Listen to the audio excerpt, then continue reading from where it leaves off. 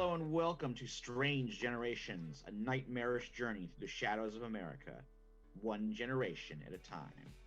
This is the second of three episodes in our 1970s arc, where we are revisiting the characters that we played in the 1950s, or in some cases.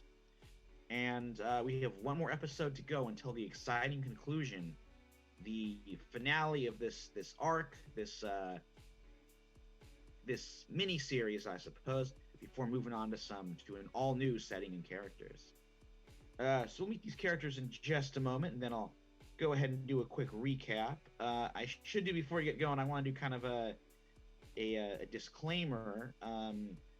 This episode, which is this whole series, is set in a fictionalized version of Philadelphia, and this will include some references to some violent events that took place in Philadelphia and like the late, as well as in the United States as a whole, in like the mid to late 70s and early 80s. This episode in particular involves a depiction of a group that in real Philadelphia history is called like the Muslim Mafia or the Black Mafia sometimes. And I mean they were a real criminal organization, but this is a fictionalized version of that. And I just want to say that like I'm not intending to be demeaning or insulting to like people of the actual Islamic faith or of the Nation of Islam faith, which the fictional characters and the real members of that organized crime group were nominally. And feel free to look up the actual history, which is pretty fascinating and very violent in many particular ways. So it is kind of it is a dark chapter of Philadelphia's history that we'll be covering here. But I just wanted to get that out of the way. And please, if there's any issues, anything that stops the game from being enjoyable, feel free to send me a note. Use that X card, and we can always I can accept that, and we can move forward. All right. So let's go ahead and meet the characters. I want to start with. So tell me who you are, who you're playing, and I guess how they're feeling after some unfortunate run-ins with a weird cult and some other strange stuff in our last episode. Starting with Kat. Hi, I'm Kat. I'm playing Rosie Walsh, who was a kid that in our original arc in the 50s, she was a kid that kind of came from a bit of a messed up home life. Her dad wasn't in the picture after a run-in with the mafia, and her mom had to work full-time as a waitress and really kind of she was also an alcoholic. So she didn't have a good start, but the thing that was sort of her salvation was her music. She was a talented piano player. She moved away to New York, got a job in the Brill building writing pop songs, and sort of has become a bit of a rock star in the 1970s, like soft rock scene. So it's not like she's like, woo, like crazy rock star lifestyle, although kind of. Because I mean, everybody did, it's like, you wouldn't think James Taylor was partying super hard based off of his music, but he was. Anyway, back in her hometown to collect her ailing mom and bring her back to Topanga Canyon in Los Angeles. And and has run into people that she really kind of didn't ever want to see again, and is managing, and is grateful that she has things like her record label can provide her a helicopter at a moment's notice. So there was some handy helicoptering in our last episode. There's some handy helicoptering in the last game. So yeah, that's like totally a random scattershot impression of Rosie, but she's a lot more charming than when she was a kid, but she is equally violent. Just maybe a little bit more. She's better at controlling her tendencies, but she also has like a 44 Magnum in her purse. So good times. Bit of an upgrade from the last arc, maybe. Yeah. In terms of firepower. Well, she saw Dirty Harry and was like, that gun's a good idea. So I think that's the gun from Dirty Harry. It's been a while since I watched it, but I think you're right. Yeah. All right. And speaking of guns, We're also joined by Dallas playing a new character, Carl Harris. Yes. Hey, everybody. I'm Dallas, and uh, bringing back Carl Harris for the second time, second episode, I should say. He's out of his element. At first he thought he was hired for the right thing. Gunman shows up, tries to defend who he was hired for, and then it just spirals totally out of there. Just spirals. Um, you know, Luckily the group he's with is already in the know and pretty level-headed with what's going on. Each has their own ties and stuff like that. Pretty level-headed. I'm not sure if I would use that phrase to describe this group, but go on. I mean, in his terms, he's like, "What? You've all like, okay, you're okay with this, all right?" And then they brought their own gear, so he's like, "All right." He's just making sure that he's doing his part, but also trying to, I guess, keep his head on a swivel because a lot of this is new. Um, so he's also, if I'm correct, at this point in the story, really, really needing some comfort at the moment from some substance. Right, he's jonesing. Yeah. Okay, Little, we'll see what happens. Maybe some opportunities there. little We are white also light joined. Oh, sorry. Go ahead, Rosie. Oh, I said a little white light, white heat, chasing the dragon. We are also joined by Marvin. Hey, how's it going? I'm Marvin, and today I'm going to be playing the conspiracy theorist Jordan Mays, who, as a former Boy Scout, saw some things that kind of changed his outlook on life. And he is, well, for the most part, a well adjusted adult who just believes that aliens exist, which they do. I would like to point out for a fact that everything that Jordan says has happened to him at some point. So he's not really a conspiracy theorist. He's just telling the truth that people don't want to hear. Definitely, it's an example of you're not paranoid if they really are out to get you. They really are out to get you. He's that phrase in the flesh, perhaps. Exactly. I'm not crazy. You're crazy. All of you are crazy. And we are also very happy to be joined by Nick. Yep, I'm Nick. I apologize for the munching, but anyway, that happens. But I am once again playing Sean Hackett. This adult version is a bit of a druggy nowadays, but with all this mention of the Abraxanites and bringing Abraxas back, he's a little freaked out now.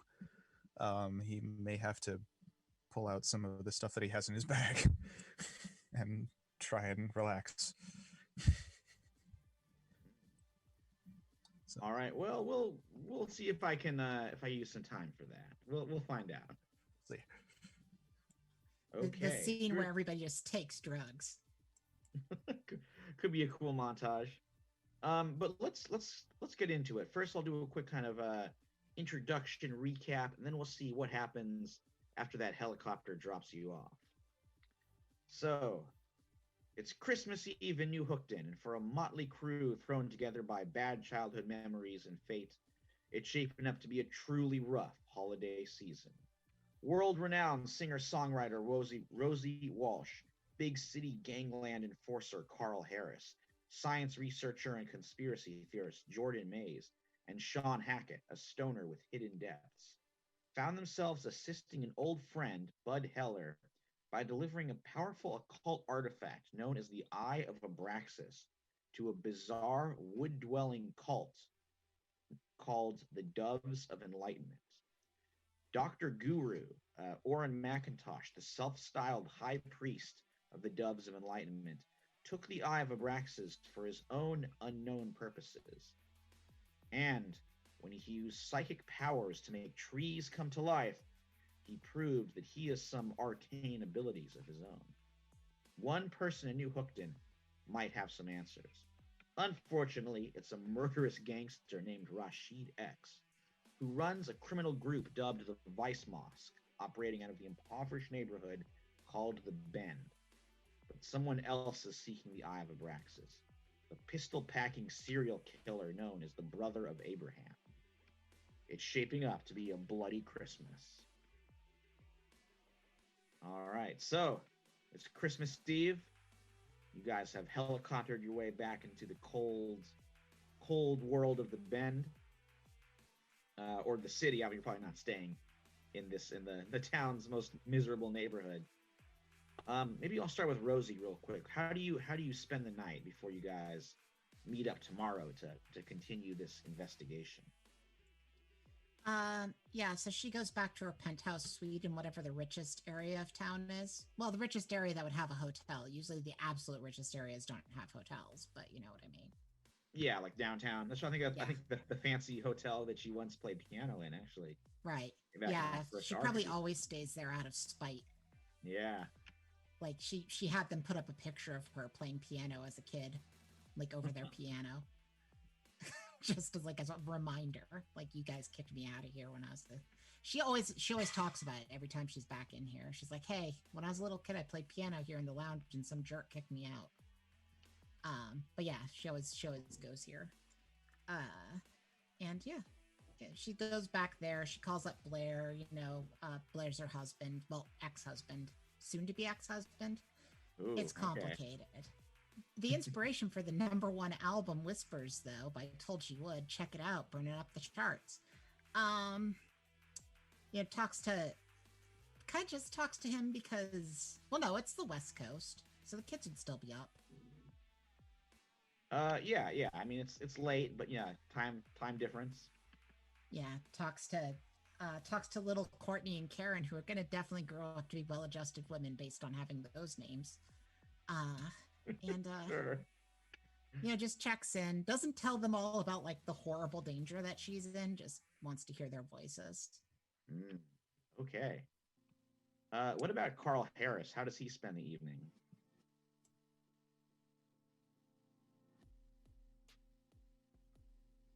I'd say most likely Carl's up in a hotel somewhere, or something that's like a protected, something that he would be given.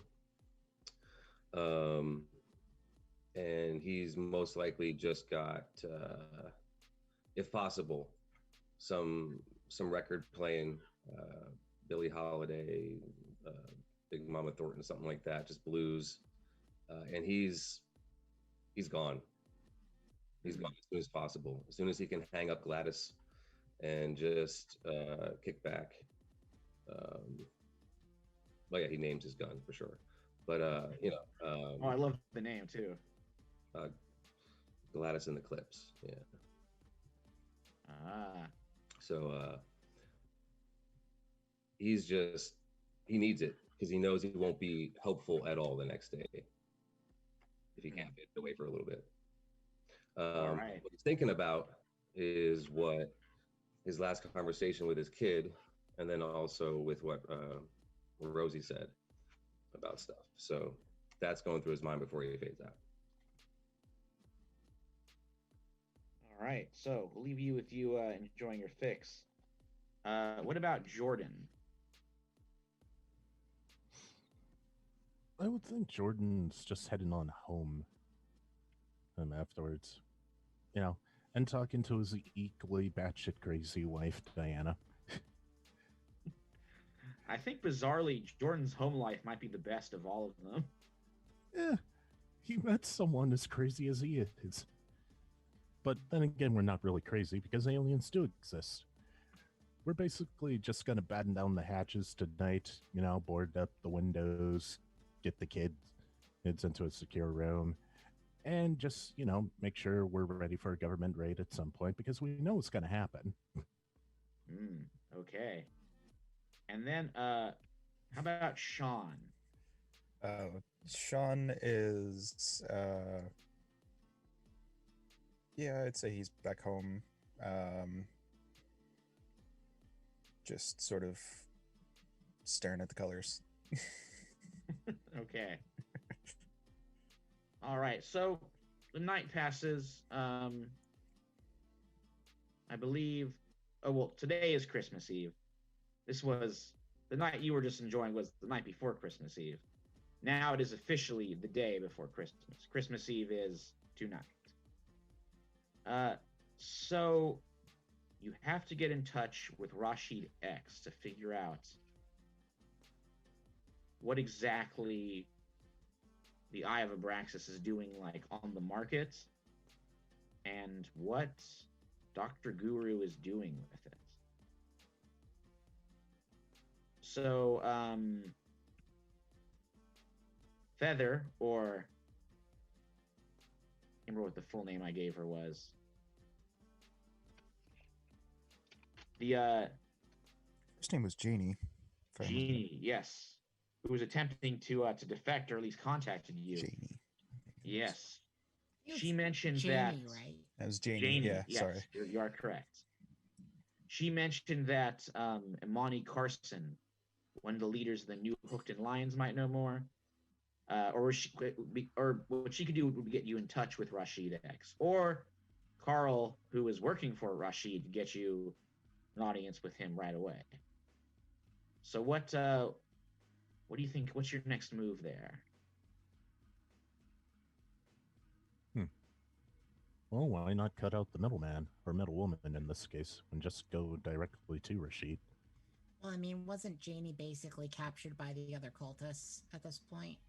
I mean, Yeah, she's still back in the Covey, the city of the Doves of Enlightenment, or right. encampment, really. So we'd have to go rescue her if we Mhm. wanted her to make the meeting. Mm. So I feel like probably the best thing to do is just to, I mean, Carl, you cool with it? Um, well, I know for a fact that Rashid X would definitely want to know what's going on. Um, I can't say whether or not that.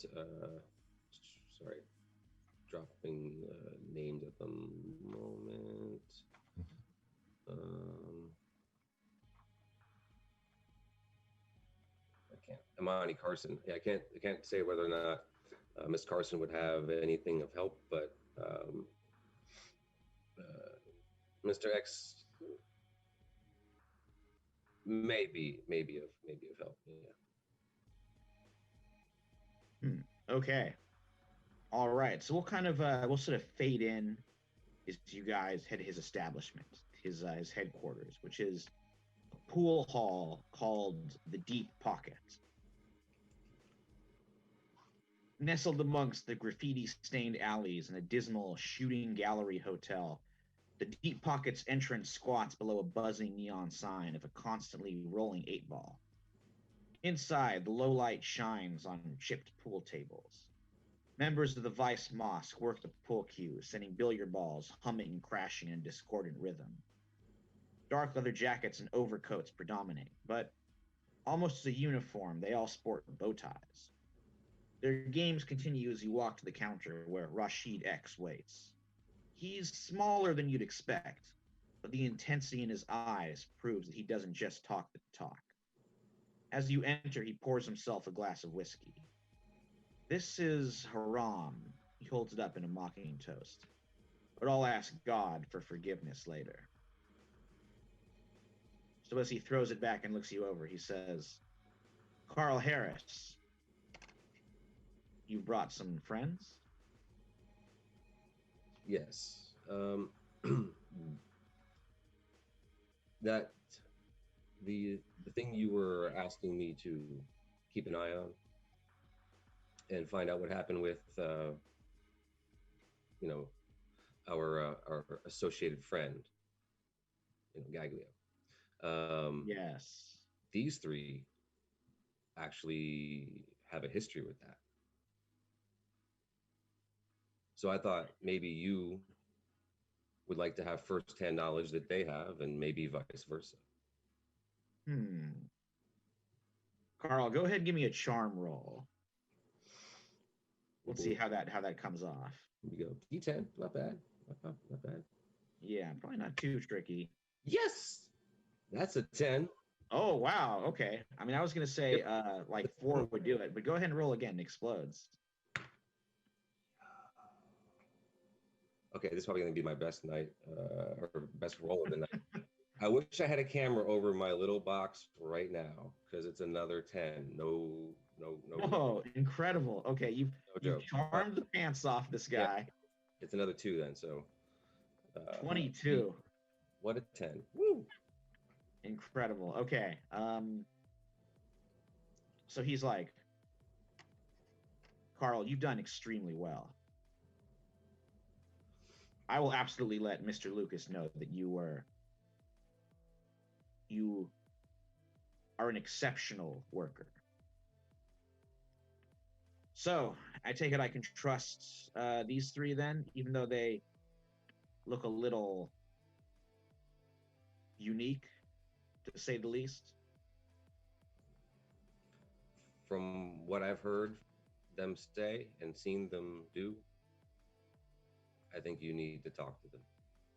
And again, vice versa. Okay. Then I will hear what they have to say. Okay. We need your help in stopping a hostile cult from summoning an alien force that's trying to kill us all. Oh. That's quite the request. Michael, can I ask a question? Sure. Is there a jukebox in this place? Yeah, I would say so. It's a pretty active pool hall. So, and what pool hall would be complete without a jukebox? She's gonna go to the jukebox. She's not expecting to see any of her solo stuff in here because it's white as shit. But she did write a lot of like pop songs in the 60s for doo-wop and girl groups, so she's gonna look for one of those in it. Okay. I mean, it's not. I'm trying to think what would be a cool role for this. Is your goal to charm him, perhaps? Basically, yeah. Okay. Go ahead and roll charm. All right.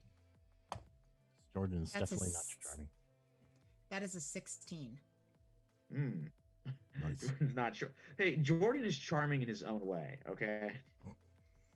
Even if your stat is a little low, I find him charming. Yeah, 16 would do it. So, you find like a song that you have written. You're saying? Yeah, like we'll say it's like, it's "I Know He Loves Me" by the Crystals. Oh, of course. Great classic Brill building tune there. Yeah. So as the very It's got like that Phil Spector production on it. Oh, of course, the wall. I'm totally sound. mixing mythologies here because Phil Spector was West Coast, but we're just gonna go. Right. You can't beat that. It's all good. So he's like, so are you like announcing that like I wrote this, or what do you say? Well, I'll play it out. Mm-hmm. So I know you probably don't know me from Adam, but I wrote this song. So I'm not just some random person on the street that believes a bunch of hogwash about aliens and eyeballs and the end of the world. Please trust me when I say this weird cult has an eyeball that can possibly end the world because the weird cult has it. We need your help. I wouldn't consider myself a connoisseur of popular music. I find it more than a little vulgar. But I recognize somebody who is talented at their trade. And you do seem talented and capable. And of course, Mr. Harris vouches for you. As well as you, Mr. Aliens are real and they're going to end the world and all of that. If you watch my show, you'll know I'm saying the truth. Okay. Well, now that you've had a chance to hawk your television program, what do you suppose I can do about it?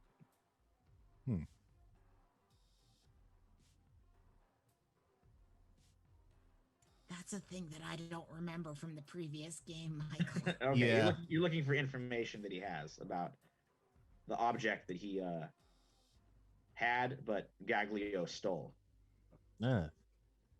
Well, we've heard that you've recently had something stolen from you. Yes. You mean, well, speaking of billiards balls, something about the size of one with a unearthly glow to it. Yes, the Eye of Abraxas. Ah, so that's what it's called.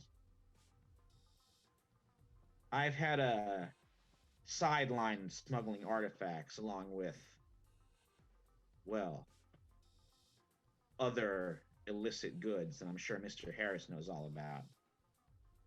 It's a boutique market, profitable in its own way. This particular one came from a little town in Maine called Rivermaw. Strange place, even for Maine. But I had a buyer in mind, this Dr. McIntosh fellow. And now you're saying, well, Goglio stole it from me and beat me to it. But now you're saying Dr. McIntosh is going to use it to end the world? Well, I'm sure he'd view it as that he's beginning the world. This is how these cult guys always are, like glorious rebirths, and I'm not really the bad guy and Ascendance. all that kind of crap. Right. Mr. X, the guy who came to shoot us was definitely Looney Tunes, but this guy was full on cuckoo, like, and everyone Interesting. around him. Honestly, anyone who wants to summon a Braxis is kind of Looney Tunes. Yeah, personally, I Ah. wouldn't have even given him the eye, but our childhood friend is the one that had it, and he just forked it over. Yeah, he's not really the smartest one right now. A lot of that going around. And honestly, if they wanted to summon an alien force, I know some perfectly benevolent ones that would work out pretty fine. Don't know why everyone has to go after Abraxas. Ugh. Yeah, I mean, have you heard the stories of Abraxas? I've studied certain philosophies and theories, so I've come across the name occasionally, but I don't know the details. Yeah, well, from what I know, all of the stories are bad. No one survives. That's very troubling. I can provide Positive. you. Oh, go ahead, Rosie. Positive side, it's a really good album by my friend Carlos Oyakomovas on it. Um, he says, I'll keep that in mind.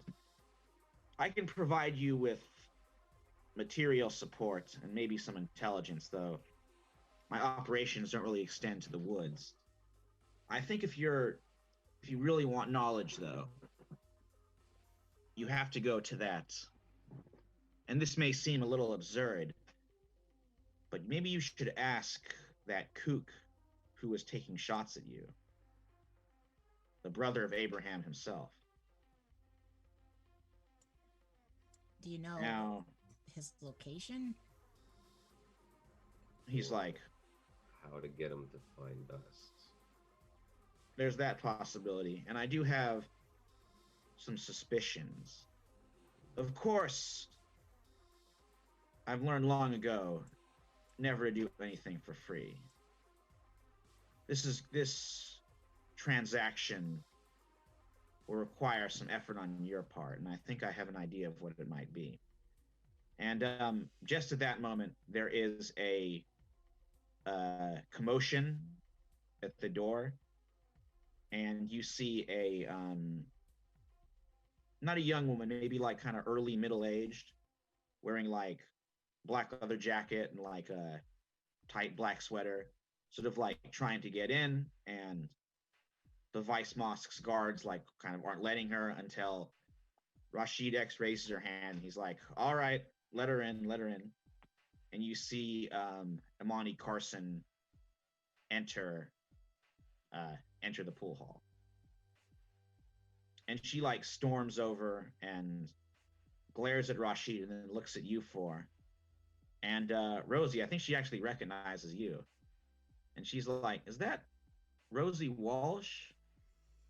In the flesh, over my head. Nice Huh. to meet you. Good to meet you. I heard you did a benefit for the Panthers over in LA. Yeah, Yeah, I did. Good people. It's a Right. bum rap that they've gotten from the government. Yeah, they were a major inspiration for the Lions. Right And on. yeah, unfortunately, we've received about the same treatment. It's the reason I came here. And she looks over to Rashid and she says, "We're gonna march today. Having you with us like the old times, it would mean a lot." And Rashid, you can tell he's looking a little. I mean, it's hard to say chagrined. And you can tell that's like an emotion or regretful. You can tell that's an emotion that rarely crosses his face, but he does look regretful now. And he's like, "You're the one who needs to stop. It got your husband killed. It got so many of us killed, and it didn't change anything. What I'm doing now is building power, and that's the only thing that America understands." And you can tell that Amani is just like kind of crushed by this. And she's like, "I thought we were still comrades. Thought there was a chance you could turn around, but maybe that's not the case." And she looks to the four of you and she says, "The protest, we're going to start in about an hour or so. We're going to march from the Bend all the way to City Hall, and we're going to demand that to Mayor Orsini. I mean, I know he's a major reactionary. He's a horrible person, but if we put enough people power there, we can convince him to find some justice for my husband and for the others that his government and this government have murdered over these past couple of years. So if you want to join in, we need all the help we can get. Because I can sure as hell see I'm not finding any here." And with that, she storms out. Rosie's gonna follow her. Oh, okay. Yeah, Jordan's definitely going there. All right. So as you two leave, Rashid, he like has his head in his hands for a little bit, and he looks up at Sean, Carl. Are you guys hanging there for a little bit? Sean is just sort of like just staring for a second. He's like, "Oh, wait, where'd everybody go?" Kind of just things kind of whirled around him there for a little. A little bit. We're protesting. Yes, I like. I guess I look at Sean. Who's like, okay, and do I stay on this, or you want me to do something else? Rashid's like, "Well, here's my request," and you can tell it to the others. I believe last night you had the opportunity to meet friendly Fred Frankowski. Yeah. Yeah, he's the captain of Turf. Heard and seen around. Yeah. Great guy. Such a fun person. Even now, especially, he's even worse than he was when I was a kid. Oh, you knew him back when? Yeah. I grew up here.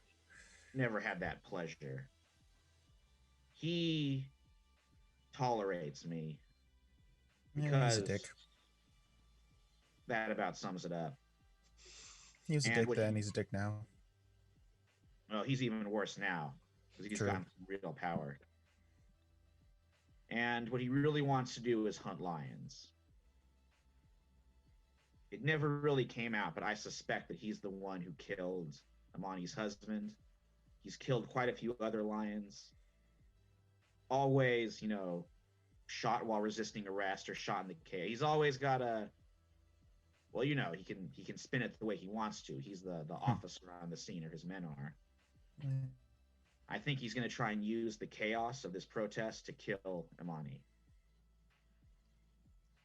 So for old time's sake, I want her protected, but I don't want to do it myself. I think that would hurt her. That would kill her even more if she knew. Okay. So I want you to go over and follow her and make sure she survives. If she does this, I'll tell you where the brother of Abraham hangs his hat. okay. I look him straight in the eye then, just because I've had an encounter before, and I'm just like, yes, deal.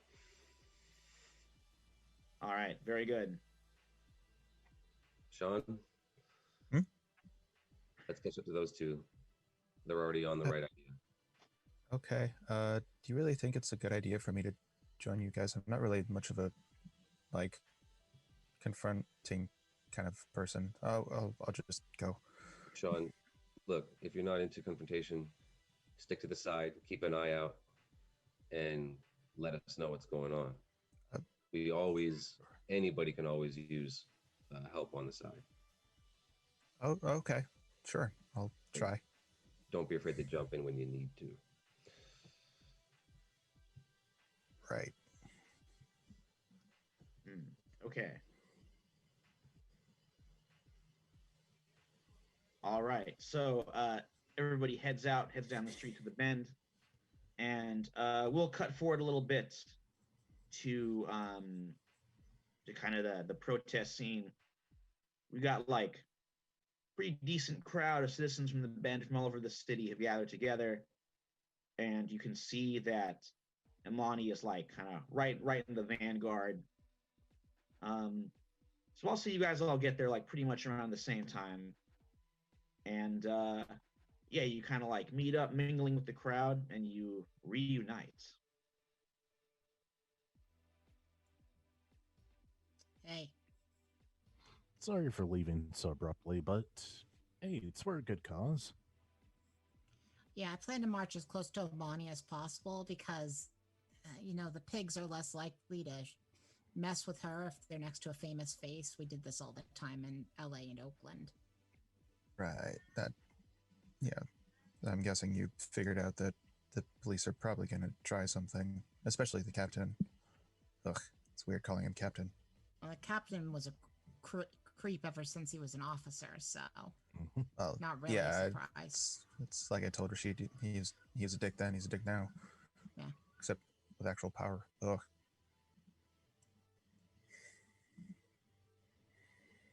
All right. So with that, with all you guys kind of clustered together, and with Rosie up front, the protest starts heading out. So, justice for Ernest, get turf out, let the lions live. These slogans filled the signs hosted by the march, set to leave the bend and go uptown, straight to the mayor's mansion. The crowd sprawls down the block, raising fists in the air as they progress. Imani Carson stands in the vanguard, hoisting up a banner for her murdered husband, and tears sparkle in the cold as they run down her face. But Mayor Bob Orsini was elected on a platform of law and order, and everyone knows what's coming next. Right as the marchers leave the bend, a double line of police with heavy wooden batons and helmets, mounted officers behind them, stand in the way. Captain Fred Frankowski hoists up a megaphone. All right, you had your fun. Go on back now. When that doesn't happen, he nods to his men. This has been declared a riot. Go back home. Go on, get moving. He waves his arm a second later, and the police move in. All right, so this protest has quickly turned into a police riot. The first rank starts waving in with the batons, trying to like drive them back. Protesters are fighting back. It is definitely a chaotic situation. So maybe we'll kind of go the opposite way we did a little bit earlier. Sean, are you off to the sidelines, or are you in the mix of it, getting are you in the vanguard there? I'm sort of like nearby, but sort of like far enough away that I am like not like completely up front, but I'm also just sort of keeping an eye on things, making sure that as Carl said, just sort of keeping an eye on Imani just to make sure that nothing happens. Okay. Why don't you give me a brains roll? Sure. Oh no. What happened? Is it a 1? It is a 1. Oh So no. 2. Oh, a 2. Okay. Or is it? Is you roll a 1? It's +1. Is it's that? +1 because of adult. Oh, I see. Okay. So, all right. Well, you get an adversity token. I get 2 because I'm easygoing. Cool.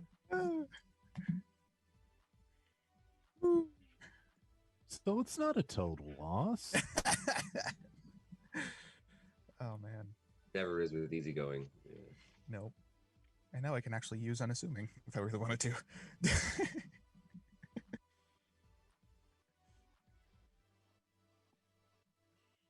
Oh man.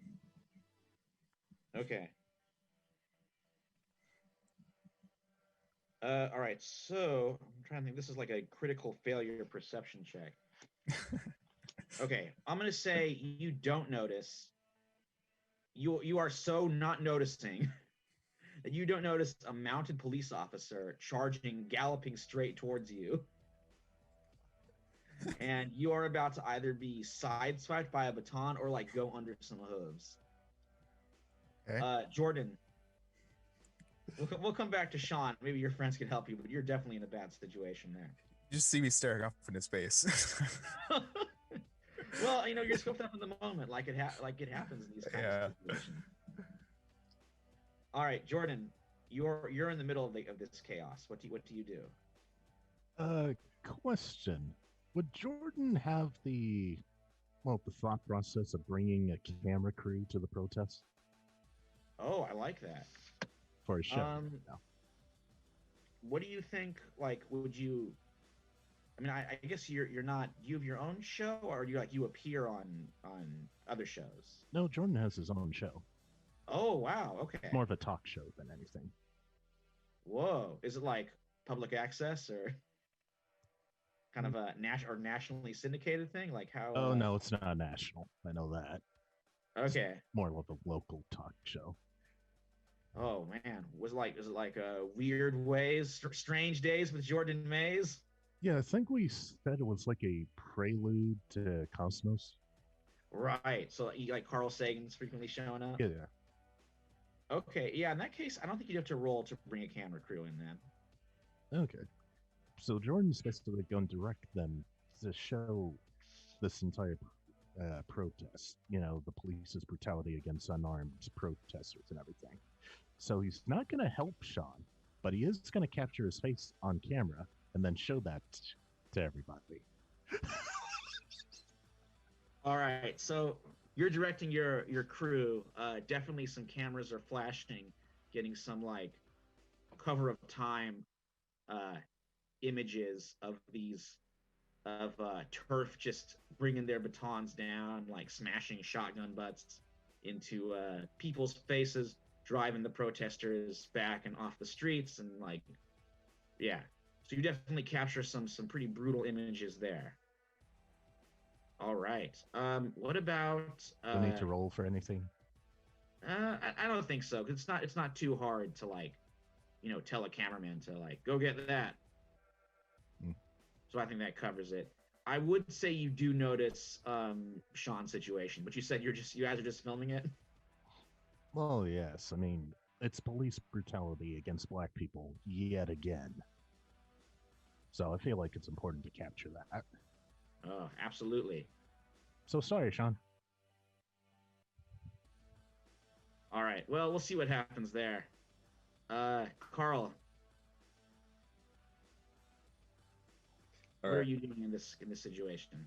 How is Amani doing in the situation? First off, is anybody like approaching her in a harmful way at the moment? Yes, I would say so. I think as you're watching, you can see like two officers in riot gear are trying to kind of circle around her and sort of like separate her from the crowd and drive her closer to Frankowski, who like he's in riot gear, but he's got his like, his pistol on his hip. I mean, they all do, but you can see he's ready to use it. Okay. But no pistols are out yet? No, he hasn't drawn quite yet. So far there's no gunshots, but Thank you. In the chaos, it wouldn't be too. A gunshot wouldn't be out of place, which is probably what Frankowski's betting on. Yeah, and that's also what I think I'm betting on as well. Um, I think I see the situation at hand, so I'm gonna try to do my best to pull out my gun and just fire one off in the air so that everybody goes down and scatters. Okay. All right. My hope is also that the horse gets scared. Ooh. Okay. I think I'm trying to think of what stat would be best for this. Not really fight because you're not No, I'm not trying to shoot actually it. trying to hurt anybody. Perhaps charm because you're trying to like sway a crowd. And charm I think is also used for intimidating. Okay. Yeah, go ahead and roll charm. We'll see how this goes. Grit might also be what they use for intimidating in this game. I can't remember. Oh yeah, I think in fact, yeah, let's go grit. Let's go grit. I think you're right, Kat. Over on the dice. Perfect. All right. D6 instead of 10. Here we go. Sorry. I'm 4. not gonna make it too hard. 4. Okay, I was just gonna say a 3 or up would do it because it's not hard to fire a pistol in the air. Just kind of the outcome. Okay, so yeah, I would say so. You get your pistol out, you shoot it up into the air. There's sort of a chaotic scrum as people are getting out of the way. You do see a moment of surprise in Frankowski as like some of his officers go scrambling out of the way. A lot of the protesters are like rushing for cover on the sidewalks. Imani looks up and like faces you, and these two officers are not quite able to like cut her out of the crowd just yet. One of them though, Carl, is gonna swing over and like take a swing at you with his baton to try and like disarm you. So go ahead and roll grit. See how well you can like withstand this. All right, here we go. Ooh, that's a 1. Cool. Okay. I don't know if you can. Plus you, 1, can you? 2. Because you get plus 1 as an adult. All right. So it's gonna be a pretty, maybe not a crippling injury, but it will be a pretty bad injury. How do you think he takes you down? And you will end up in the street, like on the ground. He takes me to the ground. Yeah, or you are gonna end up on the ground. But I'm like, do you think he like Oh, okay. busts an arm, maybe not breaks it, or like maybe he gets you in the ribs? Like what Yeah. what kind of? If he's in riot gear, I'm sure he just slammed down right on the wrist, which makes me drop my gun, and then Yeah. probably just shoulder checked me in the stun moment, and therefore I'm just off my balance because I'm worried about my hand. Right. So yeah, he disarms you. The gun falls down. You drop over and like your back slams into the asphalt. And yeah, so not too great a situation. No. Rosie, you were right up front with Amani, and now you can see there was like some a gunshot behind you. People scattered, and you can see Frankowski is now moving in with like going for his pistol, and he like really wants to end this fast. What do you do? Okay, well, Rosie's already would have been kind of the center point of photography, I would think, by this point. Oh, absolutely. So, I mean, her standing right next to Amani is a good way of like there being no BS around Amani. So, seeing everything that's happening, she's gonna move even closer to her, basically get herself between Amani and Frankowski, and sort of making sure that the cameras are trained on her the whole time by like, screaming extra loud, like "Justice for Ernest." That's his name, isn't it? Ernest? Yes. Yeah, Ernest Carson. Mm-hmm. Right. That, and by the way, she does not have her weapons on her because she's not giving the pigs an excuse. Okay. Sorry, police officer friends. I'm just using the vernacular she would use. Anyway, yeah, so she's like number one being very visible, and number two getting herself between Amani and Frankowski, being like white girl human shield at the black protest, which is a big thing that she does. So, Okay. because, as a general rule, especially after Kent State, when white people die, it becomes national news. So. Oh yeah, I mean that. Sadly, it did take that to like really give the that anti-war movement a shot in the arm, or yeah. I mean, I don't know how much it really helped. Tragically, God, it's so messed up. Okay. And that's what she says to Frankowski, as a matter of fact. It's like, you sure you want a Kent State situation here? Okay. Captain? I was gonna say that, like, yeah. So he like stares right at you. He hears that. I'm gonna have you roll, I think, charm to see if this tactic works, but not too high. A roll It's needed. a 10. Ooh, okay. So he's like, you could tell he was like about to go for his gun, but when you say that, his hand like relaxes, and he's like, I think you just bought yourself a whole lot of pain, miss. I don't plan to stay in town for too long, Captain. I'm just helping you prevent some bad optics for your department. I'm sure my record label will be happy to give you some money in the future, if y'all just back off and let this grieving widow grieve. All right. So as he's like staring daggers at you, he does kind of like give wrap it up hand gesture to the assorted officers.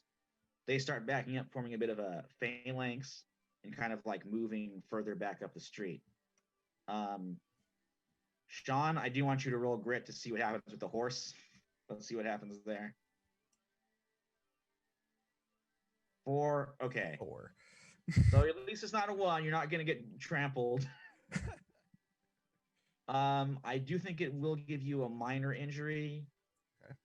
Would you like to, like, the baton does give you a quick thwack? You think it's going to like where you think you're taking a nasty bruise? I mean, he's on horseback, so I mean, like, how bad is it? Are you making this? Because I could definitely see a concussion happening. Okay. I don't. Or do you want to? Do you want to not have a concussion, or no? Or I'm thinking it's going to make like rolls with whatever this limb or head is the case may be a little trickier in the future. Okay. A concussion works. Yeah. So yeah, you'll still be active, but like things involved, you're gonna be kind of a little dazed, a little more hazy than usual. Yeah, even more so. So the baton just like comes down, takes you right in the head, and you see stars for a bit. But then this mounted officer rides back to join the ranks and starts and everybody starts pulling and joins the police kind of like pulling back. And they're sort of like matching. The protesters sort of start coming back together. The gunshot definitely did freak a lot of them out, though. So you could tell it might take a little while to reform. Amani, though, does pick herself off the ground. She like takes up the banner, and she starts trying to like rally them. And then she looks over at like Carl, and she's like, was that you? Maybe shouting a little bit over the chants of the crowd as they're coming back. Mm-hmm. And it wasn't out of the goodness of your own heart, I bet, huh? Well, I don't think myself or anyone else would like to see anybody die today.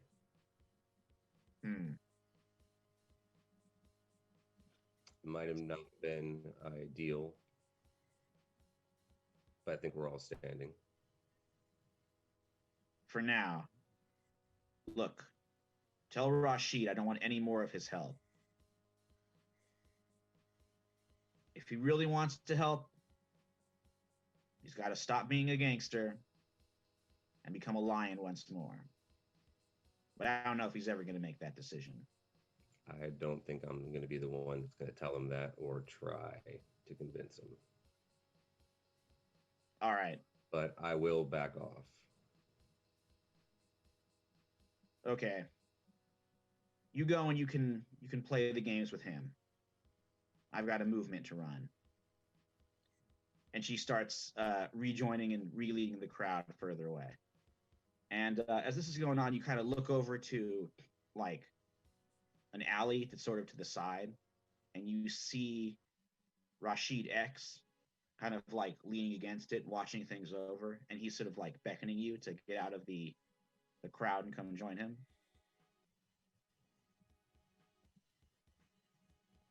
Okay. Is that all of us or just Carl?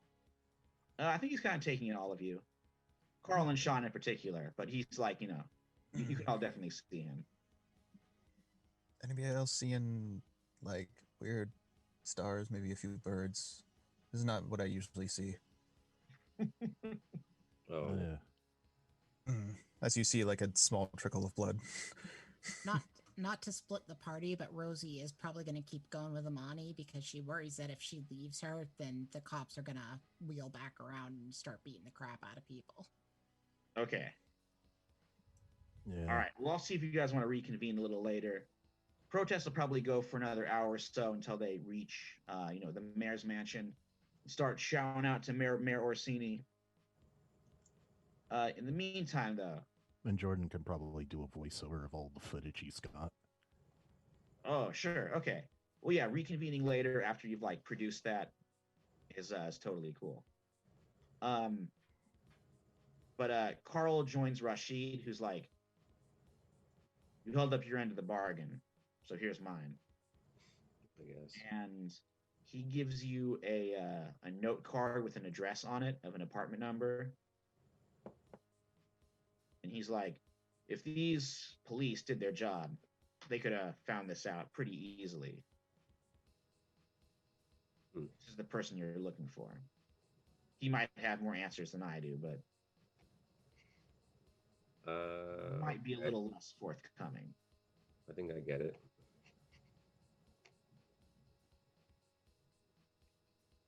Okay, so, oh yeah, sorry, go ahead, Carl. And I said, thank you. And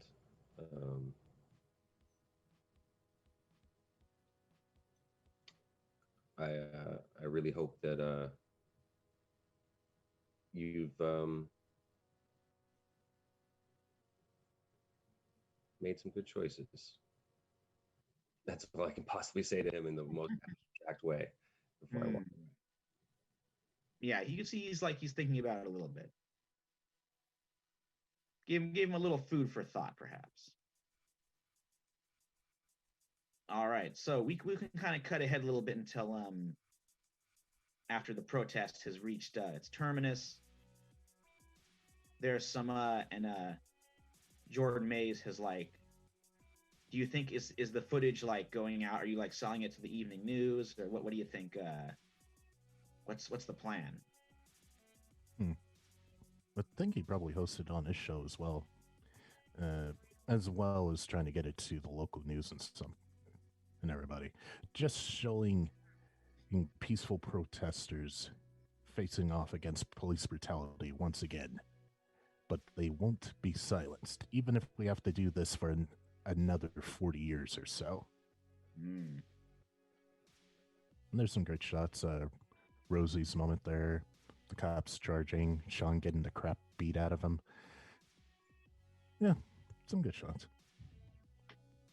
All right. So as that kind of goes on for a little bit,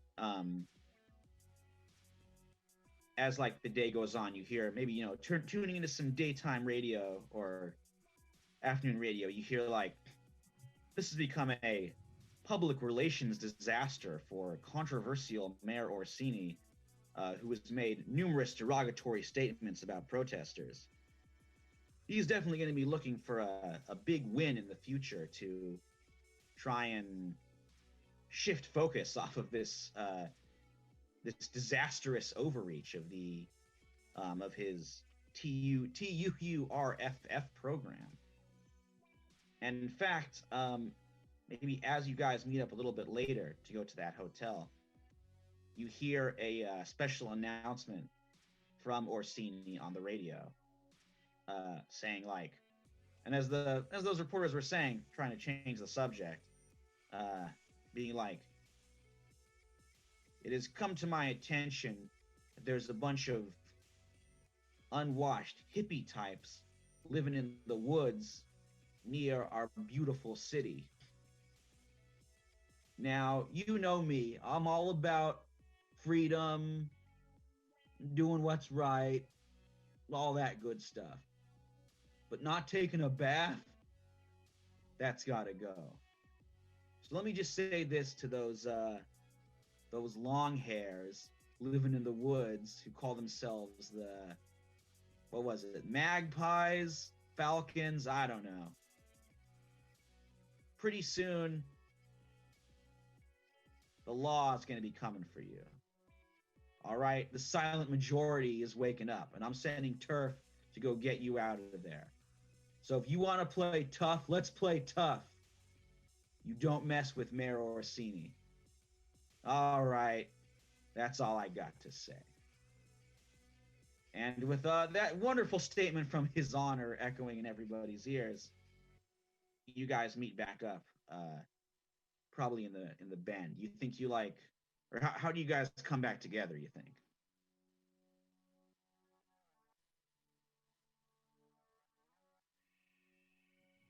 Do we have a meeting place where we go for drinks by any chance? Maybe we can meet up there. I mean, none of us have been Told me best we're friends over. I'm surprised any of us are friends, really. We're not. Well, I would say you probably exchanged phone numbers at some point. Yeah, call me on my cell phone. I know. This is why we finally get to the future, the far future of 2020 or 2021 when cell phones are around. Things will be so much easier. Oh yeah. I will say, in the interest of the game, we can avoid some logistics. We could oh my gosh, I'm forgetting the name of the club where she always hung out when she was a kid. Is the Crossroads Lounge still open? Yeah, I would say so. Could have I mean, that as that our- place is an institution. Yeah, we can just meet up at the Crossroads Lounge. That's what she would have suggested. All right, that sounds good. So you guys all come back. Definitely like some Christmas decorations are out, but it's still the same kind of place. Probably the owner has passed on because it's been a few years, but you know it's still in the family. And of course they still remember Rosie. So you've always got a table there. And they had the news turned on, probably how you saw Mayor Orsini's address. But yeah, you guys all come back together, and Carl has this new piece of paper with some important information on it.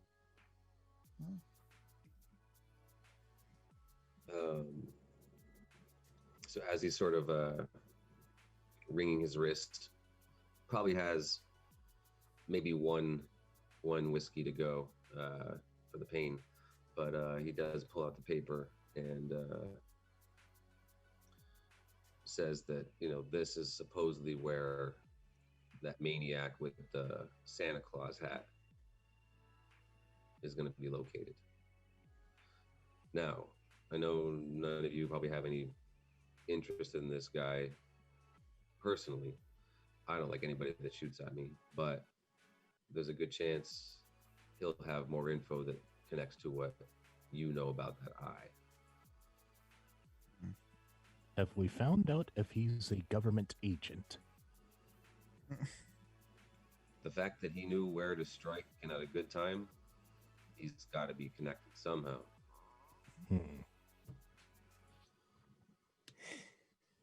I'm willing to meet with him. I'm just going to be bringing a gun, just as a heads up. Of course, I don't think that's a crazy opinion. I'm not, you don't see my bat an eye. Okay. Brought one. He brought a can. All right, so you follow that address. It leads to like a rundown kind of tenement flop house located on the edge of the bend, overlooking the junkyard where you had a rather intense situation a little bit earlier. Nobody's really like manning the desk or anything. It's seen better days. You got rats in the hallways, graffiti stained all along the sides. Are you guys just like walking up to the door, giving it a knock? trying the fire escape? Like, what's your plan here? By the way, I do have my weapons on me again. Okay. Yeah, there's like Uh, ample time between this and the protest. Now it's like getting to be the early evening. Yeah. And I was gonna say that while we were at the jazz club, she would have played some tunes on the piano that are all like revolution songs. Oh, cool. All right. So you've arrived at the apartment of the brother of Abraham. Does this place seem like there's lots of ways in and out, or pretty much like a front door, back door?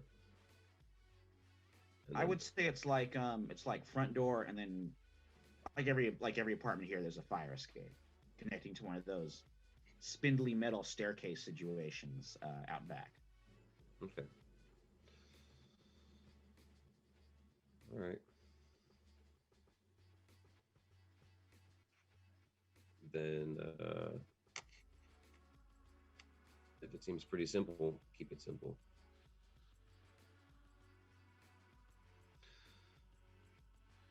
Does that mean you're kicking open the door? No. Nah. Oh yes. All right. Well, we got some agreement here. We can't have a door that's half kicked down. I mean, Rosie's kind of hanging near the back, but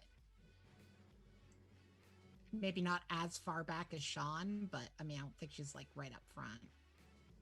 Okay. I'm gonna see if I could ask the desk clerk or tip them, bribe them to see if they're in. Okay. Give me a charm roll. You have, totally bored desk clerk, probably like openly looking at like a Playboy centerfold, just like enjoying it in the middle of his workday. I was right. My D10 did all its thing on the first roll. That's a 1. Oof. He's like, yeah, get lost. Hey, look, All right, kid. I let my bodyguard do the talking for me. I'm Rosie Walsh. Basically, I'm scouting out this hotel to do a photo shoot. We're specifically looking for that room because that's where Blue Buster Kelly composed his great hit "Walking After Midnight." So I was hoping to get some photographs up in that room. I'm sure that the current tenant won't mind. I mean, I'll give them an autograph if they get upset. Intriguing. Maybe throw one in for me and you got yourself a deal. Yeah, sure thing. All right, go ahead and roll a charm. We'll see if this works. Okay. That is an 18. Ooh, okay. He's like, yeah, let me give him a ring. I gotta warn you though, the guy who lives there, real nutcase. I mean, I don't want to disturb him if he's a nutcase, and I can lay on the charm. If you just let us up in there, I'll just take care of it from there. Okay, so he rings in. He's like, they're not home right now. No answer. All the better for doing the shoot then. You want to just like slip in? Yeah. Better make it 2 autographs. You got it. Okay. But what would you need the second autograph for? There's only one of you. I got like a girlfriend. I swear I do. Yeah, you can put one up here in the hotel. It'll probably increase business, don't you think? I don't know about that. Yeah, I mean, who cares, right? I mean, I was planning to just hawk it down at the corner. But yeah, all right, give me the second autograph. If you're planning to hawk it though, hold on, let me get a record, because that'll be way more worth your money than just a picture. You know what I mean? Whoa! I guess this is my lucky day. Yeah, she gets a dreams do come true. Yeah, she gets a copy of Whispers by Tulgey Wood and a copy of her own solo album Quilts, and she signs both of them and gives them to him. Whoa! Which makes them both ridiculously valuable. So. Oh wow! Hey, if that you know what, you can move in there. Tell that nutcase to pack his shit and get out. It's your room now. And he gives you the key. All right. Yeah. Sorry to step up like that, Carl. It just seemed like. Yeah, that was a good roll, and you threw a lot of stuff in there. You made this hotel clerk's day. Okay. So yeah, you head up. The room is like not there, but you do have the room is there. What am I saying? You knock, there's no answer. The room is empty, is what I'm saying. But you do have the key now. Well, so much for answering questions or asking questions. Wow. Apparently that clunk on the head did something to me. Yeah, I didn't really plan to announce ourselves quite so much to this guy. I was hoping to just surprise him, but she'll unlock the door. Okay. So you guys all head in. Mm-hmm. Yeah, but she does the like FBI Watcher 6 and instantly looks behind the door. Ooh. All right. Smart. Very smart. No cans of paint like perched up on the door there. All right. The apartment is barely recognizable as a place for a person to live. A single dirty cot in the corner faces a wall, emblazoned with giant green letters. Abraham equals Abraxas equals master. Newspaper clippings of Orrin McIntosh, Dr. Guru, and the Doves of Enlightenment have been pinned to the wall and connected with countless scribbles. My master's master? Never. Abraham is thirsty for blood. I will please my brother.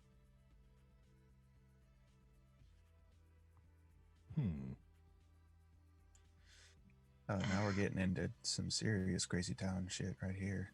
Can I try? Sorry.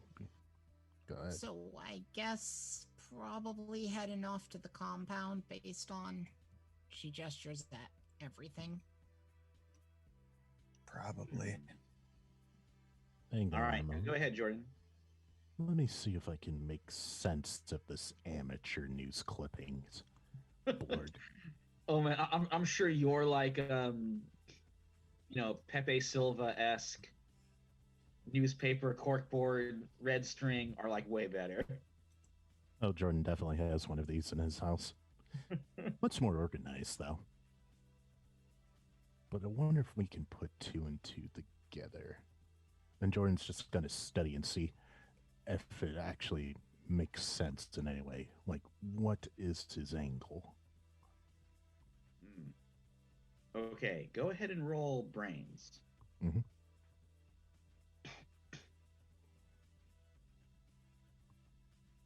And I think that's a +1. Yep, 19. Whoa. Okay.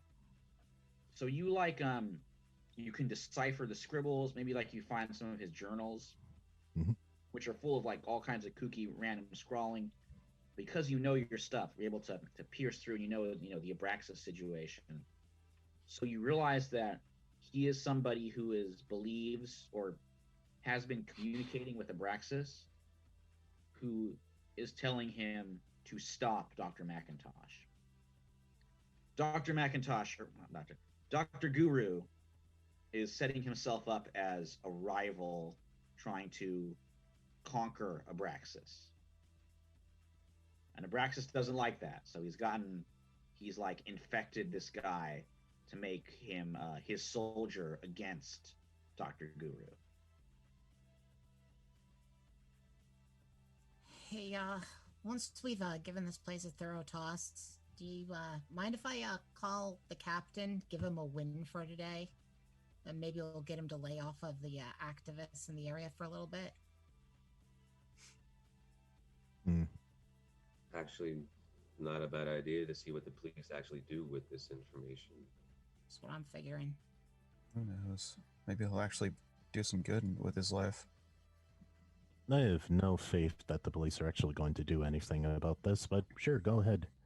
I don't have any faith that they're going to do anything useful, but I'm saying that it gives them a nicer story for today than threatening innocent people. You know what I mean? And that it'll give them something to occupy themselves for the next few weeks. Okay, so there is a telephone in there. Well, I'll wait till we've thoroughly investigated the room before giving the anonymous tip to the captain. Okay. So as you're doing this, you do hear some footsteps in the hall.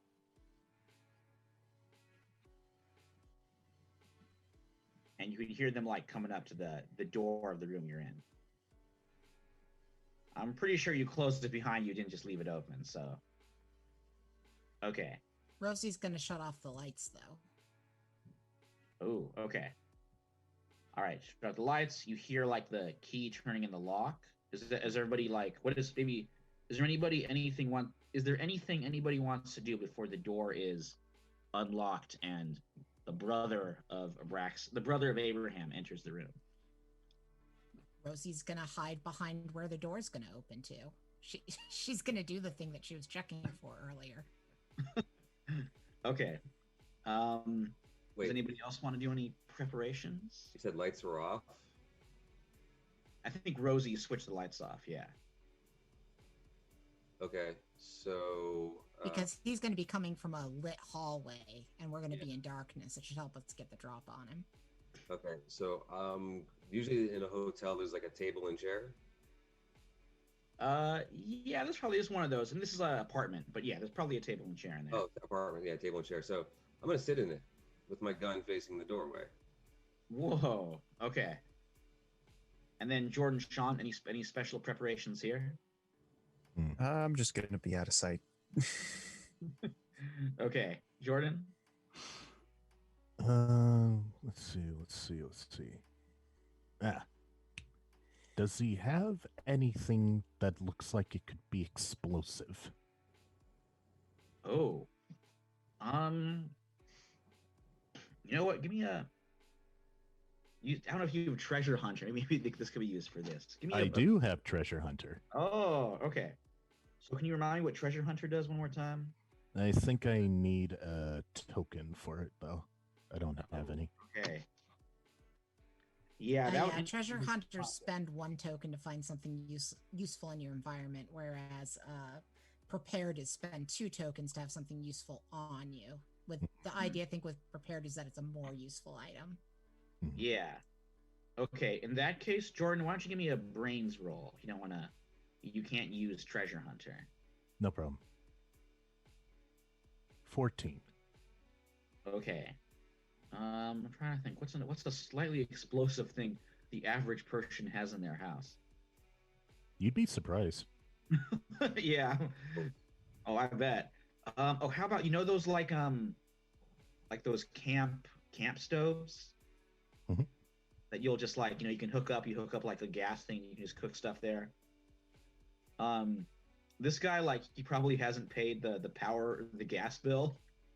He just like bought a gas stove instead, which he uses to cook his weird meals. It's probably like I'm trying to think he gets like Vienna sausages, stabs them with a chopstick, holds them over the camp grill until they're nice and crispy, and then eats them like that. A chopstick that he's used the pocket knife to sharpen into a spike too. All right, that's my weird serial killer cooking show.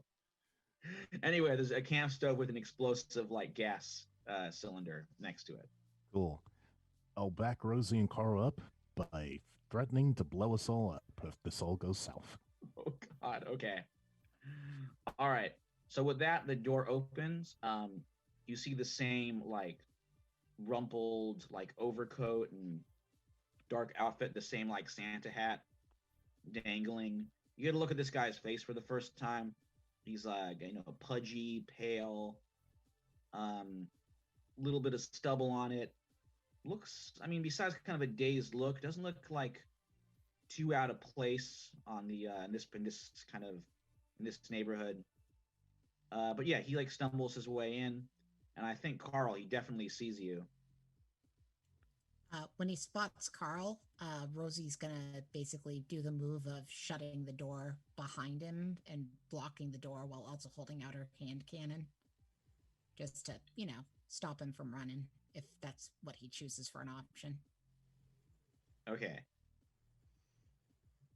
So Carl, he's gonna look at you for a moment, and then he's like, he like twitches, and then he's like,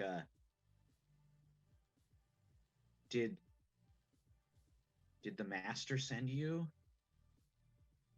Oh, and lions and tigers and bears. Oh my. You are our home, sir, and we need to talk with you. The master has many questions, and he sends us to ask them. Um, Huh. so, All right, I'm gonna need you to roll a charm. See if he's gonna buy this lie. When you say that, by the way, I'll add Hail Abraxas. Okay. Just in case the roll doesn't go well, this is me justifying spending points towards helping you. yeah, you would know what to say way more than I would. I'm pissed that he shot at me, or close enough. I'm gonna get a couple of matches lit up just in case. Sweet, that's the 5. It would make a difference for me to spend. I think I can only spend 1 adversity token to help somebody, or can I spend 2? I think it's 1. What's the special move, or is this? Yeah, you gotta It's have just providing aid. Right. I think it's only the 1. Yeah, you gotta have something special to spend 2. I think it's loyalty or something like that. Oh yeah, it probably is loyalty. Yeah, or it's when you spend. Yeah, you can only spend 1. I think it's when you're loyal, you get a +2 instead of +1. 1. Gotcha. But I do think that the person that made the roll can spend multiple adversity tokens if they want. Yeah, you're probably right. But I'll spend 1 to at least get you up to a 6. Okay, I think with a 6, he's a little suspicious, but he's not going to attack you. You can see like his hand goes into like the pocket of his trousers, but he's not drawing anything just yet. And especially when you say Hail Abraxas, he calms down a little bit more. So he's like, maybe the master's spoken to you too, huh? You guys on his wavelength. You heard what he's saying? Well, he just guided me to you. You should hear what these 3 have to say. Oh yeah. Oh yeah. I've had a run-in with a few of his cohorts and seen him every once in a while. Oh, fucking A. What did he tell you? Oh, it's not really about what he tells me. It's more of what he shows me and what he doesn't like. It's more of that doctor. That doctor is Yeah. making such horrible decisions. That doctor. Messing with things he Real has no busy. idea about. Exactly. He doesn't know. We know I've been a mouthpiece of Abraxas through years, both through my own music and through anybody else that I can influence. You ever seen the cover of the Santana record? Yeah. You know, I've been playing that stuff backwards. Mm-hmm. All kinds of messages in there. Oh yeah, if you know ancient Mesopotamian, there's a lot of stuff in there if you play it backwards. Ah. All right. Well, maybe you guys can help me out. Yes, we know Got all another about message your from, mission. actually. Oh, sorry. Go ahead, Jordan. Yes, we know all about your mission. You wish to stop the usurper from gaining the power of Abraxas. And it's got to be tonight. He wants to do it. This guru guy, he's going to do it on Christmas. It's like, you know, birth of the savior, birth of the new savior, that kind of thing. I don't know. But that's his plan. So it's got to be stopped tonight. That does make sense. Corrupting one religion for another. Although I don't feel like that would be Abraxas's will. It's not. But I may be wrong. No, you're definitely not wrong. This Dr. Guru, he thinks he can use Abraxas, like manhandle him.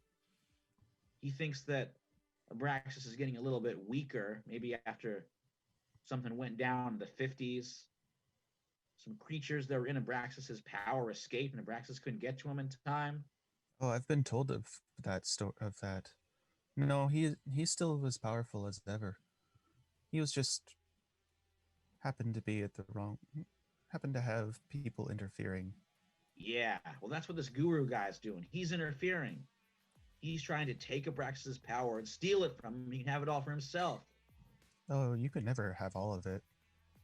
There will always be some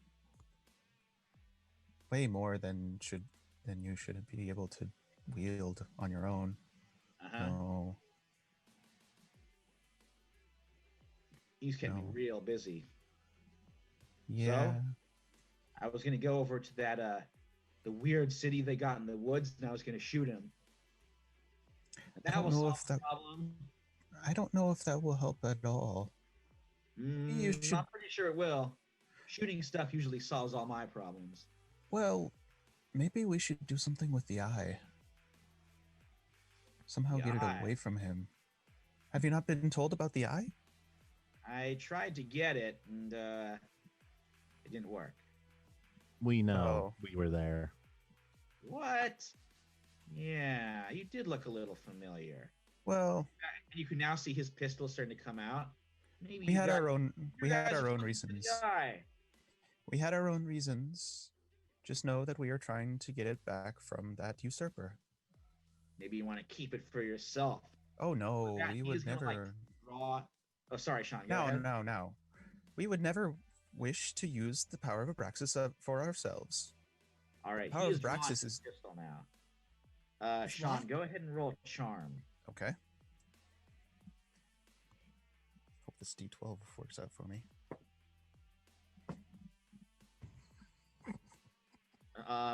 Is that okay? This is your second one of the night, I guess. Yeah. Interesting. This is a hard luck hack it. Apparently my metal dice do not like me. Today, horrible things happened to Sean Hackett. Yep. Okay. Sean, go ahead and roll grit. He's gonna shoot you. Clocked in the head, get shot. That's. I try to get the drop on him before he shoots Sean, because Rosie hasn't been doing it. Yeah, Rosie, let's have you do that. Let's see how that works. How are you? Rosie hasn't been doing anything but standing there. Right, you are like right behind him. So and I was right behind him with a freaking gun drawn. Yes. So what are you gonna do? She's gonna try to Indiana Jones this guy, which is to say, like, a gunshot goes off and Sean's like, but it's actually the brother of Abraxas has gotten shot. Okay. Does that make sense? Yeah. Okay. Go ahead and roll fight. I would hope so. It's cocked. That is a 6. I'm gonna spend an adversity token to bump it up to a 7. Okay, so you save Sean. I don't think it's a lethal shot. Maybe she didn't intend for it to be a lethal shot. She intended it to just make him drop the damn gun. Oh, okay. Maybe it like shoots. The shot is in his arm, literally, so his arm's just disabled. Yeah. Let's see. I think with a 6, it doesn't do exactly what you want. 7. 7. Okay, so it's closer to what you want. So he's probably not totally disarmed. Mm-hmm. I think like you take him in like kind of the upper arm. What is this part called?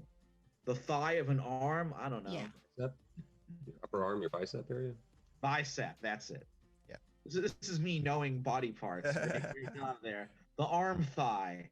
Yes, you shoot him in the bicep. The gun is like very limply held in his hand. Like, a little bit more will totally get rid of it. He spins around, crashes against the wall, and starts dropping down. Now, friend, that is not necessary.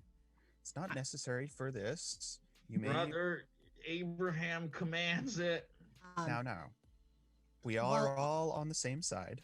While all this continued talking is happening, Rosie also pulls out the Bowie knife from her boot and is just, like, on the guy. Are you stabbing him to death? Like, not stabbing him to death, just, like, shoot the arm to make him lose control of the gun and then just use that further momentum to just be like, Oh, you're putting the knife to his throat. Okay. Yeah. No. So some more fighting from her. Okay. Maybe roll brawn because you're like kind of overpowering him. I was hoping to use fight. If it's brawn, she's not going to attempt that. Okay. I can see it being fight. I mean, this is a fighting gesture. Yeah, go ahead and roll fight. That's an 11. Okay. Yeah, you get the blade like right over to his throat. Cool. So his fingers like sort of slowly release the pistol, which kind of falls to the ground. We all are trying to do the same thing. Now, if we all work together, the doctor could be shot. But the goal Okay. here is to get the eye away from him. You just shot me, or your friend did. Rosie Walsh did. You were Rosie- about to shoot me. She was just Rosie- defending. That is all. Rosie It whispered. really hurts. I'm sure it does.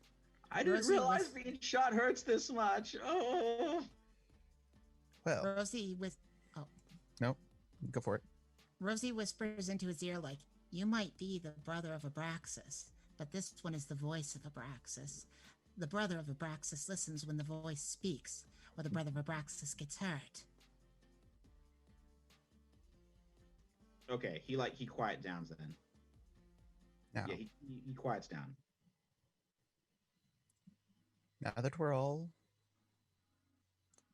on the same page, we should obviously be working together since we are all part of Abraxas. Now, in order to get his will done, all we need to do is just figure out a way to get close to the eye. Do you have any ideas? I was thinking about taking the bus. I don't really got a car. But now, I just heard on the news they're going to try and put like a police barricade around there. Police barricade. That would make things difficult. We have a helicopter. Why not just take that? Well, didn't want to show all of our cards now, Brother Jordan. I'm just saying the obvious. Speaking of being brothers, possibly, what if we walk the walk and possibly talk the talk? We might be able to get close enough before we're noticed. If we show up looking like we do, or show up looking like police or anybody else, it might be very obvious. We have celebrities with us, so. Brother of Abraxas, are you ready to serve your master in the ultimate way? Yeah? Very good. Your master needs the police to not be barricading that road. You understand that, don't you? Yeah? And you know that the police have been looking for you because you've been doing such a good job of serving Abraxas well. Uh-huh. The police tonight, they're going to find you so you can spread the good word of Abraxas to all. Aren't you lucky to be his prophet? Yeah, I guess. So what do you want me to tonight, do? What you'll do tonight is you'll wait here patiently for the cops to arrive. They will take you into custody, and they will question you. You will not reveal anything about the rest of us, for we are still doing Abraxas's work in this world. You understand that, don't you? Yeah? But you do will be that. the mouth of Abraxas, letting all the world know of his glory. Speaking to the cops, they will write books about you. They'll write books about you that make the books about Charlie Manson look like nothing. That'd be cool. So what you'll do is you're going to make a phone call to the cops, letting them know that you are ready to speak about Abraxas, and that they can come here tonight to talk to you about him. Okay. All right. I think you have to roll a charm, but not too high because you're speaking his language. I figured it would have to Language be a is charm. crazy. That is an 11. Okay. Yeah, I was gonna say a 10 would do it. So an 11 is Yay. pretty solid success. Yeah. Okay. So he's like, yeah. Okay, I can do that.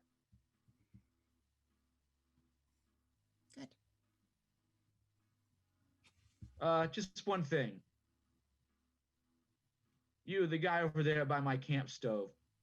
Would you Yeah. mind turning it on so I can roast a few Viennese sausages?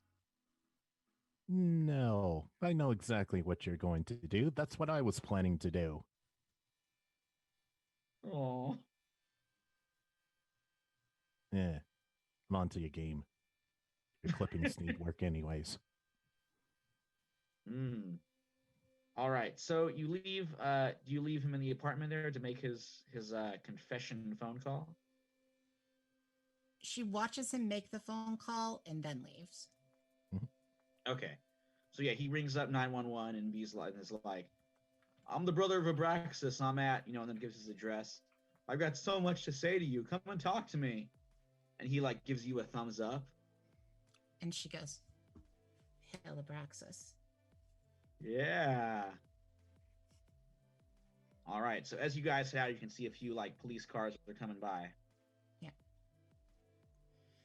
Um, so it does sort of work. You do hear in the news like maybe some units have been pulled away, but there's still Christmas Eve standoff outside of the Covey is continuing, and you can see that there's reports that Mayor Orsini himself has like arrived to kind of keep his eye on the situation.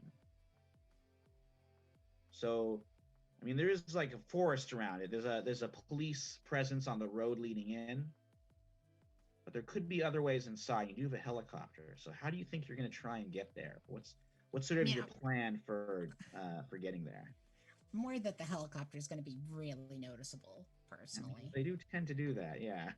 Unfortunately. So I think Rosie's plan is to drive in and kind of park the car around the side closer to the woods and then sneak through the woods. But, maybe that's not the best plan. She's not that smart. She's just charismatic. She thinks flying a helicopter is going to get noticed. That's a pretty smart idea. Yeah. Does anybody know the area up there better? I'm not from the area. In the woods? Mhm. Sure, I've been around the woods dozens and dozens of times. Yeah, I know someone who was a Cub Scout in there. Did all kinds of fun fire-setting adventures.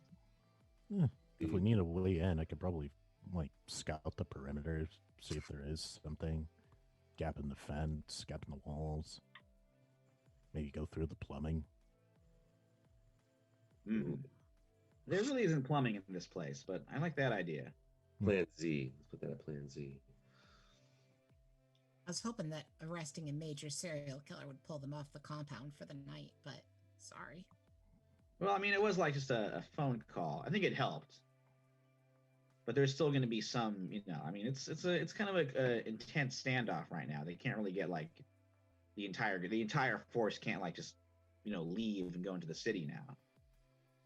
No, but she's hoping, when things bear out that this really is the guy, they'll pull even more police off of it. Right. It will definitely do that. Okay, so Jordan, you think is going to like lead you guys through the woods?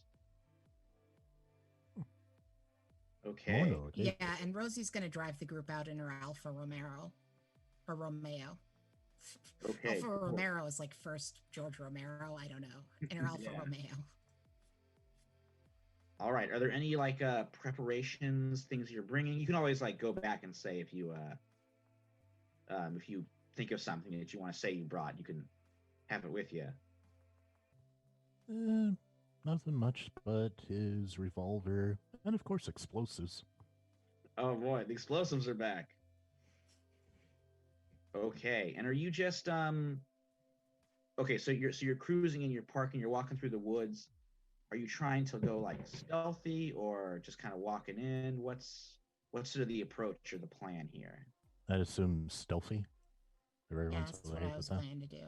Let the commotion hopefully cover us, right? Yeah, I don't think we'd be welcome anyways. Okay, so we'll kind of cut ahead a little bit. So you park, so you take the Alfa Romeo out, park on the side, a little bit away. You can see like on the main road there through the falling snow. It is pretty cold. This is this is Christmas Eve.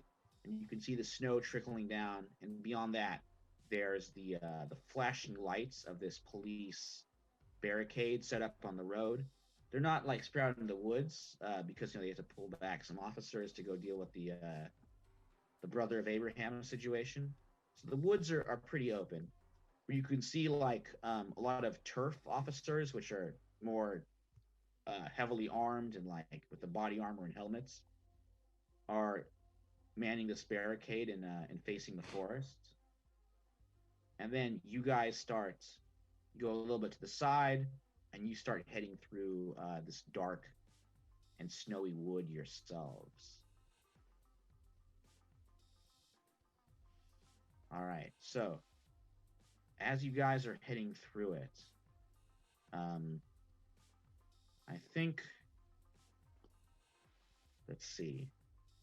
Carl, are you walking points, as you might say? No, I definitely would be. If Jordan knows the area, I would just try to be most likely close to him,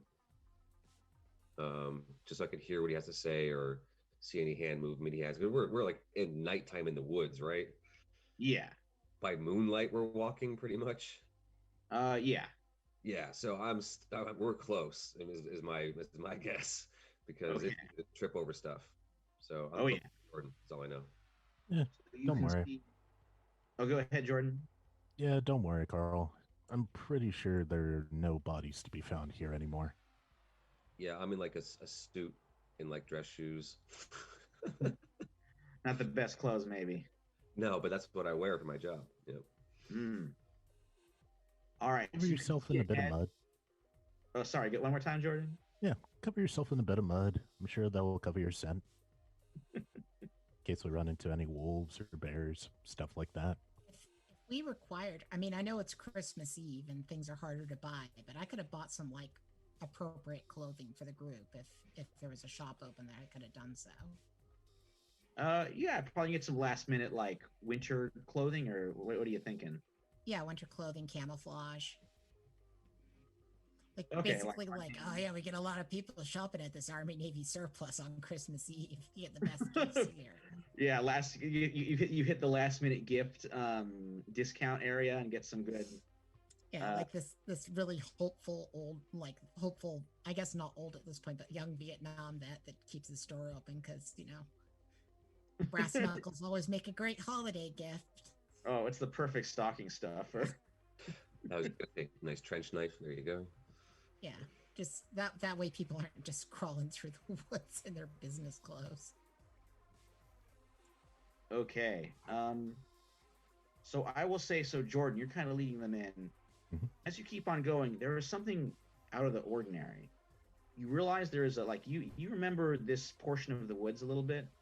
You can see like through the trees the outpost, or not the settlement of the Covey, Mhm. with like the Christmas lights, the lanterns kind of glowing through the haze of the falling snow. And these woods relatively well, but there is one tree that isn't where it should be. Like a tree has moved and is now sort of like blocking your guys' path, like blocking the deer trail that you're taking. That should not be there. How And as did you it get a little bit move? closer, Are you alive? yeah, one of those trees' branches is going to try and like swoop down and swoop you up and Ah. grab. Not again. So I'm going to have you do. Let's do a grit roll to see what happens here. I knew the trees would come and try to kill me again. I knew it. I prepared for this day. Well, we'll see. We'll see how that worked. I How'd did that not work prepare enough. I think that's a. Do I get a +1 to grit by any chance? Yes. All right, so that's a 3. Yeah. Okay, go ahead and take an adversity token. That Oh, doesn't and Hooray! it's token, so it's 4. I Oh. failed like twice today, I think, right? So I should have like 1 or 2. yeah. Oh, and Sean, make sure you take adversity tokens for the the not so great rolls you got too, because you shouldn't. Don't be cheated out of those. It's the one good Mhm. thing. Mhm. The bad rolls. Rosie's been rolling kind of hot tonight, but Rosie's also not been rolling that much. Neither have I, to be honest, but I mean, having the rich or the wealthy tag like makes things a little bit easier for you in certain situations. Yeah, speaking about that, since we were just in a place where we were buying a bunch of crap, I'm guessing she might have gotten some sort of incendiary device in there or flares. Yeah, that's the kind of thing you could have picked up there for sure. Especially Another considering her childhood propensity for cherry bombs. She probably picked up a few of those too, just like out of nostalgia. great, always handy. Oh, Okay, but yeah, so I have things for the trees. okay. So what's my roll? If all right, so people I are think spending Carl gave tokens, you an adversity token. so it's up to 4. Yes. All right. In that case, you're not totally abducted by the tree. I think it like bashes you and knocks you down, so you're on your back like in the snow, but it isn't able to like pick you up. But you can tell like as it swings back, everybody can see the other branches are trying to like whip down tentacle style and wrap you guys up. Rosie has violent solutions to violent problems. All right, let's hear them. So Rosie says says, "Man is in the woods," like the things from Bambi. And basically number one like throws like an unlit Molotov cocktail at it just to like get the propulsion fluid on it and then blasts a flare into it to set it on fire. Whoa. Okay. Should I make? I mean, is it? This is a little tricky. I think a roll is necessary. Oh yeah. Probably fight because you're fighting the tree. I like fight. Fight the tree. I explode, so I have a 12 already. Incredible. Okay, keep going. I've got another 12. That's a 24. Whoa. Okay, this is gonna be amazing. That is a 29 to just set this tree off. Okay, so not only do you totally destroy this tree, this is Strange Generations entire tabletop does not condone the destruction of nature for any reason. We're about saving the trees, not destroying them. But unless the trees try to kill you. Yes, we're all tree huggers here, not tree haters. But in this case, a tree's being destroyed. So sorry. Yeah, Rosie gets the glint in her eyes from when she was a childhood and would whip cherry bombs at everything as a solution to her problems. Well, it certainly solved this one. This tree is toast, and the fire creates a distraction. So you do see some like flashlights going on through the woods, and you hear some boots tramping through the snow. But they're headed for the fire of on the tree, not for you guys. So this is a patrol of like 2 or 3 hawks, which are like the security guards for the covey. They're like the armed doves of enlightenment. But because you rolled so high, like they're totally distracted by this blaze and they don't notice you guys at all.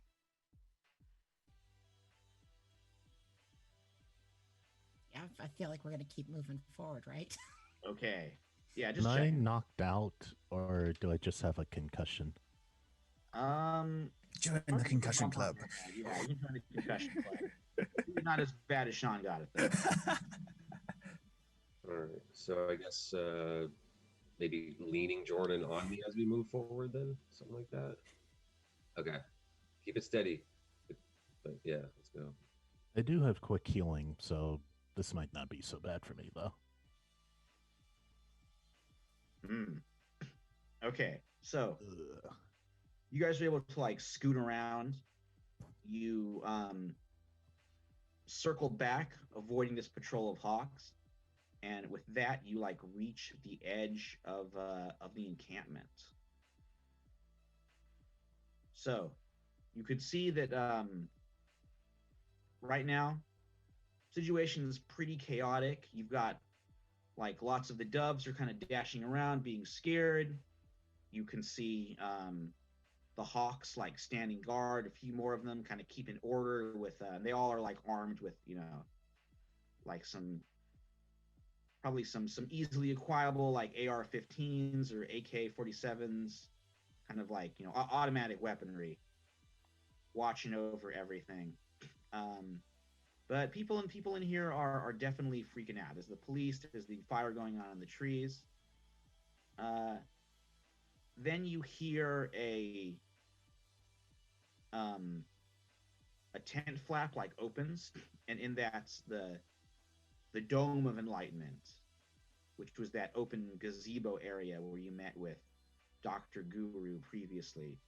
You see him walking out, and he is holding the hand of young Bablo Singh, who is the child messiah of this whole organization. So he comes out, and you guys are like watching through the, maybe from the corner, still unseen, seeing this whole situation. So he walks out with holding the kid's hand, and Bud Heller is with him, looking pretty nervous. Dr. Guru looks over the crowd. He holds up his hand. Everyone goes silent, and he says, "Brothers, sisters, children, we all knew this day would come. The world around us, decadent, depraved, evil, unredeemed. You've all experienced it." And as his eyes, hidden by these big mirrored sunglasses, he's wearing even in the darkness, though it is pretty light with all the Christmas lights, he seems to fix on you four, hiding on the outskirts there. He says, "We all knew this was coming. The apocalypse. It is time, my children, to meet it. It will require one thing from you, though. One great sacrifice." And as he says this, the fire, there's like a bonfire in the center of the camp, flashes and bursts to life, rushing up skyward, glowing an evil Abraxas emerald green. And I think that is where we're going to leave it for this episode. I think there's some discussion about taking a shot at him, not being paid enough to do it, and just wanting to see what happens. And there's some interesting things going on here. I have some ideas going on in my little muddled head right now. Yeah, well, you guys are hiding, you're watching the situation, so you have a whole week now to consider what exactly you want to do. Taking a shot at Dr. Guru is of course possible, but he does have a lot of innocent people around him. Though once again, it is up to you. Awesome cliffhanger. Yeah. Yeah. Either way, we're gonna leave it on that cliffhanger until next Tuesday, the 19th, That's gonna be awesome. for the final episode of this arc. Michael, at least I restrained myself from saying mid-monologue, like, "Oh, I'm shooting him." Hey, I think you can be aiming and taking the shot, but I don't want to end on that. Like, let's make that the first thing. Oh yeah, no, for sure. I don't expect it to work, but that's definitely That's a lot Rosie's in Rosie violent mode now. Ooh, all right, we're back there. I want to see the ritual. I think there's some frustration with some of these characters with their low rolls, with Sean and Jordan. I'd have a single roll all night. So. I know, but those two, it was like their frustrations of things. Oh my not going gosh, well. Sean! So, Did you roll higher than a 3 all night? In the land of the ones. The one time that I could roll a charm with a D12, I roll a 1. I'm just like, all right. that was great. I'm sorry, but especially when you when Jordan prepares it so well. I knew it. No, I prepared for this day. I prepared for this so well. And I didn't prepare enough. I feel so bad because I was trying to lay back and not dominate scenes, and then it would be like failure, failure, failure, failure. I'm like, okay, Right, here's what Rosie does. I might Double need help. explosion. Right, Oh, and then it's just like man. Rosie kicks everything's ass, and it's Right. like, okay, So- I'm gonna hang back, let other people have their moment. Failure, failure, failure. Okay, we'll have to see what Rosie does. It's I'll like tell Rosie ya. destroys everything. It's like, I tell you, okay, a failure Like- is just as telling Yeah. as a success. I promise I was Uh, not trying to step on anybody else.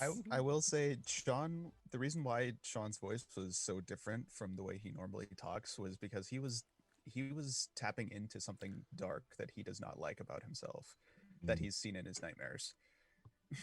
Oh, okay, interesting. I could see the difference. Yeah. Yeah, Ooh, he is. and the low rolls. Sean didn't want. Maybe that was Apparently, do it. Abraxas doesn't like He me didn't really want. talking Yeah, like. I don't know if he appreciate you kind of That's what you get speaking for- for him there. That's what you get for not putting out an entire album of coded Abraxas talk like Really? Rosie did. Because she did, like, you know, I've been laying it on for a long time that like she talked to Santana about making his album named Abraxas, and she has that experimental record that's entirely about her childhood experience with Abraxas. So it's incredibly credible. Hey, Well, at least the low rolls make good television. They really well. They just Oh, make good so true. gameplay. Yeah. To me, they do. The Man. low rolls are just as fun as the really high success. No, I mean literally good television. I have Sean being beaten by a clocked horse. in the head with Yes. Clocked the in the- nightstick. Ugh. Oh man. His face is going to be plastered on local television. It's going to be great. It's gonna be great. Well, thanks everyone for watching. Thanks for Oh, jeez. tuning in and saying hi to us. Thanks for popping in and giving us a shout out there, Londell, tonight. Nice to see you're still watching and hanging out with us. Shout out to you, sir. So until then, though, we got this cliffhanger. This is kind of cool. I really like the cliffhanger one. So you guys have like a week to prepare of what would you be doing? How would that make you feel? So that's pretty cool to me. So, but until then, we have to wait till Tuesday. Until then, pull up a chair and make make time time to To tabletop. tabletop. Yes, our cadence is so beautiful. Yeah. All right, We'll get guys. there, guys. All right. Anyway. Peace out. Good night, folks.